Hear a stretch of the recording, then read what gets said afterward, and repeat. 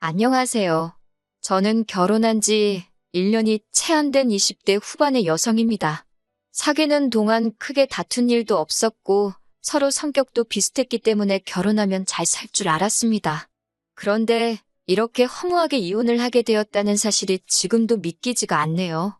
제가 이혼을 하게 된 이유는 바로 시어머니 때문입니다. 결혼식을 올리기 전까지 저희 시어머니가 이런 분일 거라고는 정말 상상도 못했네요. 남편과 저는 대학교에서 만나서 친구로 지내다 연인으로 발전한 사이입니다. 그래서 사실 연인으로 지낸 세월만 3년이지 그 이상의 시간을 알고 지냈고 종종 시부모님과 만나 식사도 같이 했었어요. 그러는 동안 단 한 번도 시부모님은 저에게 싫은 소리를 하시거나 무리한 요구를 하신 적이 없으셨기 때문에 굉장히 상식적이고 좋으신 분들이라고 믿을 수밖에 없었어요. 하지만 결혼식을 올리고 얼마 지나지 않아 저를 대하는 시어머니의 태도가 예전과는 다르다는 느낌을 받기 시작했어요. 구구절절 다 적으면 밤을 새도 부족할 것 같아서 몇 가지만 말씀드릴게요. 저희는 신혼집을 시댁에서 멀지 않은 곳에다 구했습니다. 집 자체는 시댁이나 저희 집이나 반반씩 보태주신 돈으로 구했는데 시어머니께서 가까이 살고 싶다고 자꾸 어필을 하셔서 시댁에서 차로 5분 정도 되는 가까운 거리에 집을 구하게 되었습니다. 덕분에 일주일에 한 번 정도는 식사를 같이 합니다. 통화는 일주일에 두세 번쯤 하고요. 그런데 이렇게 한 두 달쯤 지났을 무렵 시어머니께서 전화를 해오시더니 다짜고짜 막말을 쏟아내셨어요. 저더러 얼마나 대단한 일을 하길래 안부 전화도 안 하냐며 저에게 시부모가 죽어서 정말 썩어문드러져도 모를 거라 하셨습니다. 니네 부모님이 그렇게 가르쳤냐며 참 싸가지가 없다 하셨고요. 정확히 3일 전에 가족 다 같이 식사를 했고 그때 평소와 다름없이 분위기도 좋았어요. 당연히 시부모님 두 분 다 매우 건강하셨고요. 그런데 그 이후에 전화 안 했다고 이 정도로 욕을 먹을 일인가 싶었고 정말 어이가 없었습니다. 처음 겪는 상황에 너무 벙쪄서 일단은 죄송하다고 몇 번을 사과드렸어요. 이윽고 시어머니가 전화를 끊으시고서야 정말 내가 아는 그 시어머니한테 온 전화가 맞나 싶어서 몇 번이고 눈을 비비고 핸드폰을 들여다봤습니다.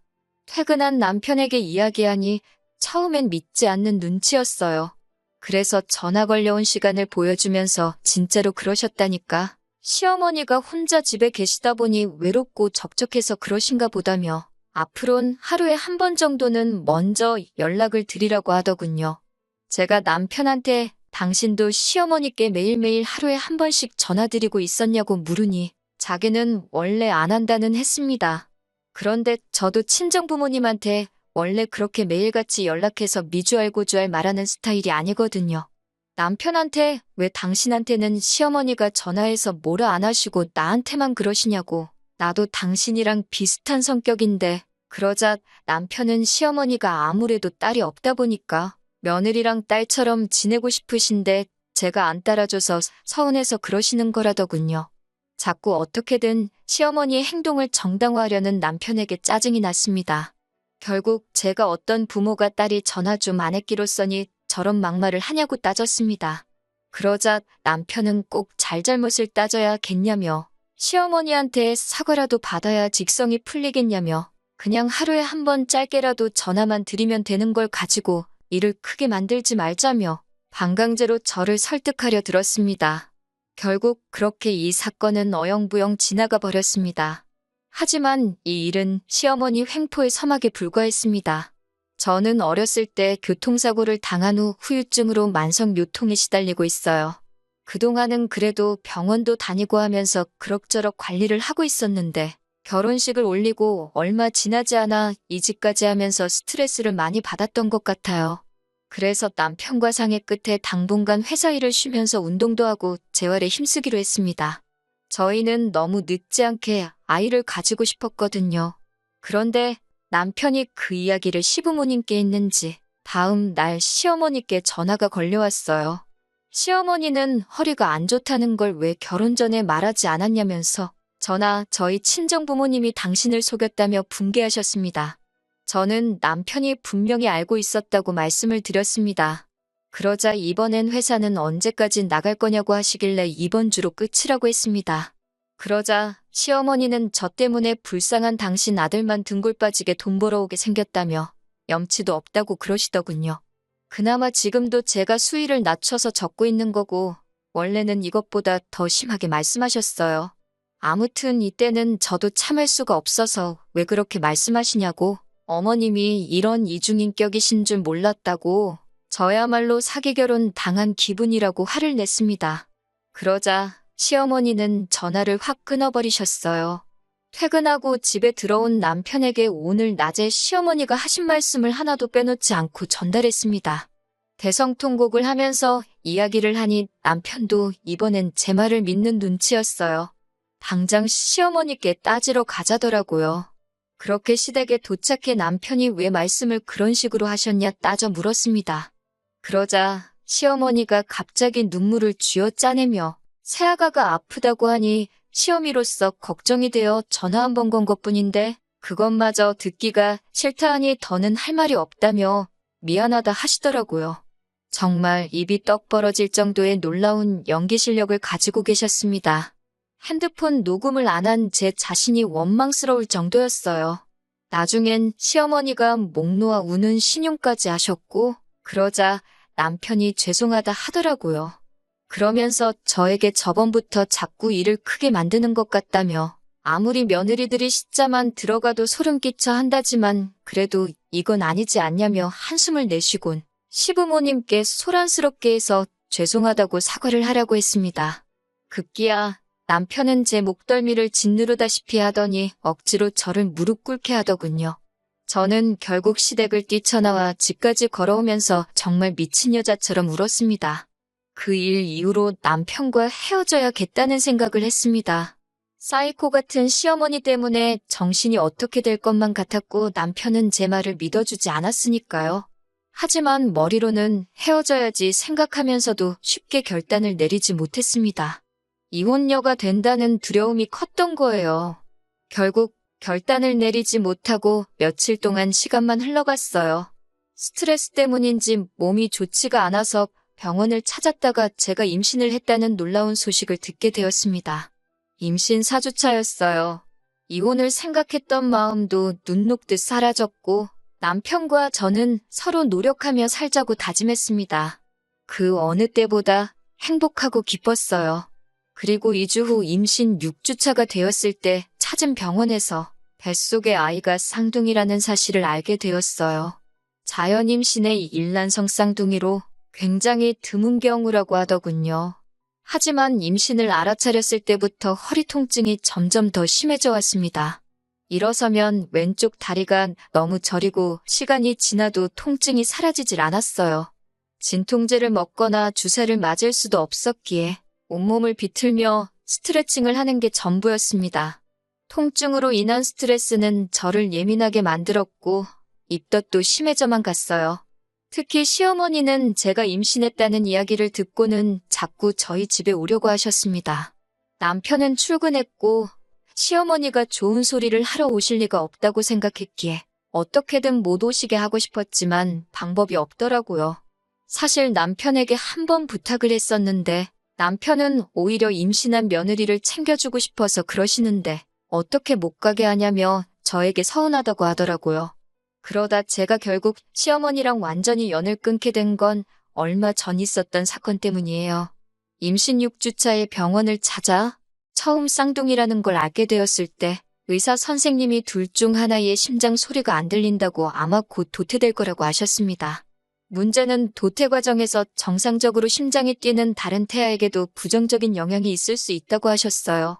생각지도 못한 임신에 대뜸 쌍둥이까지 정말 많은 일이 있었는데 유산 가능성이 있다고 들으니 너무너무 걱정이 되더라고요. 결국 8주차에 계류유산 진단을 받았습니다. 7일 내로 수술을 해야 한다고 하더라고요. 그 소식을 들으신 시어머니께서는 노발대발 난리가 나셨습니다. 전화를 걸어와서는 도대체 어떻게 생겨먹은 몸이길래 애 하나 제대로 간수를 못하냐며 저에게 막말을 쏟아내셨습니다.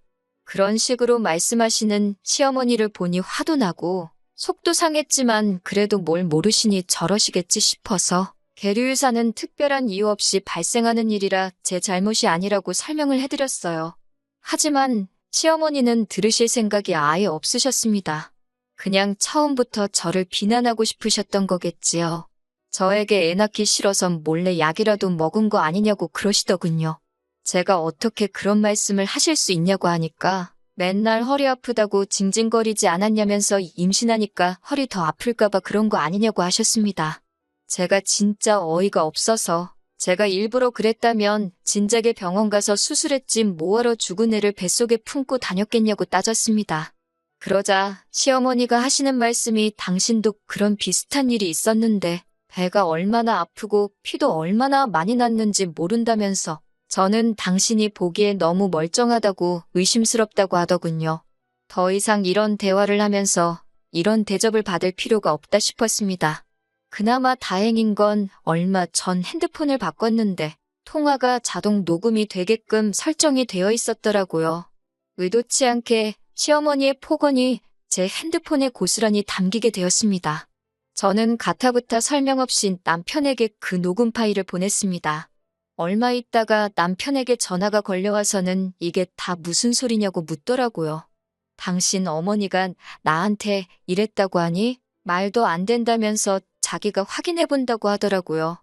저도 더는 신경 쓰고 싶지 않아 그냥 헤어지자고 했습니다. 시어머니랑 확인을 하든 말든 이제는 관심도 없고 이혼하고 싶다고요. 그리고 그 길로 단촐하게 짐만 챙겨서 친정으로 향했습니다. 연락도 없이 친정에 찾아갔으니 친정 부모님이 많이 놀라신 눈치였어요. 그동안 제가 시어머니랑 사이가 안 좋다는 건 어렴풋이 아셨을 테지만 그래도 한 번도 제가 미주알 고주알 얘기한 적이 없었기에 막연히 둘이 알아서 잘 살겠지 생각하셨다고 했습니다. 저는 그동안 쌓여왔던 울분과 서름을 토해내듯 부모님 앞에서 울었습니다. 친정 부모님은 차라리 얘가 없으니 잘 됐다며 그냥 이대로 여기서 당신들과 살자고 하셨습니다. 이튿날 친정어머니와 함께 다시 원래 살던 동네로 돌아와 산부인과에 갔습니다. 가서 수술을 하고 3일간 입원도 해야만 했어요. 남편은 그 와중에 출장에 잡히는 바람에 제 옆에 있지 않았어요.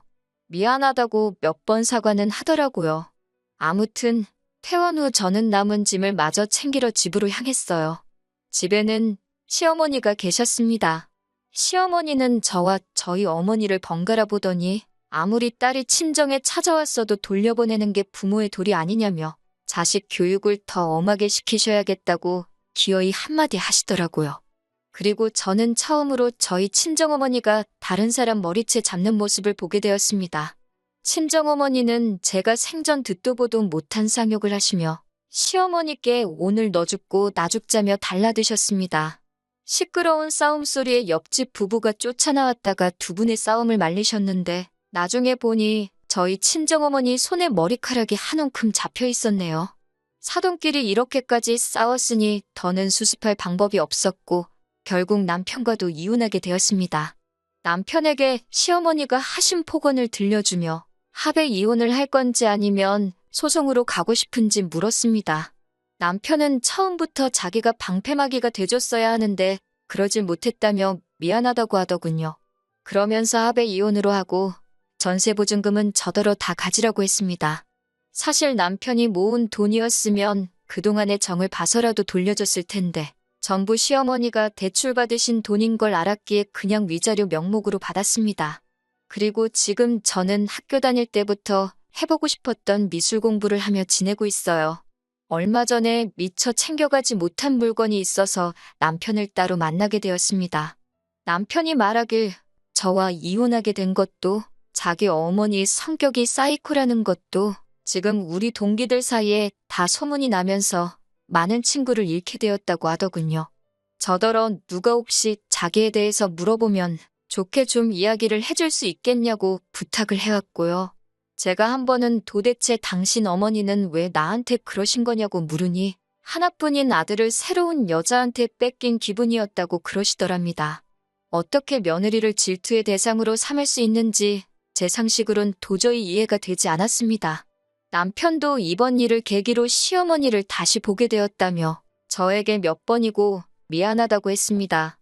지금은 남편과 저는 서로 행복을 빌어주는 사이가 되었고, 시어머니는 남편이 알아서 잘 모시겠지요. 사실 크게 관심이 없습니다. 이제는 돌아선 남남이니까요. 아마 시어머니 살아계신 동안에는 남편이 다시 결혼을 하지는 않을 거예요. 어렵게 되찾은 아들을 다시 빼앗기진 않을 거 아니에요? 다시 결혼하지 않는 게 남편과 만날 상대에게도 더 좋을 거 아니에요? 아무쪼록 소중한 아들 끼고 행복하게 사셨으면 좋겠네요.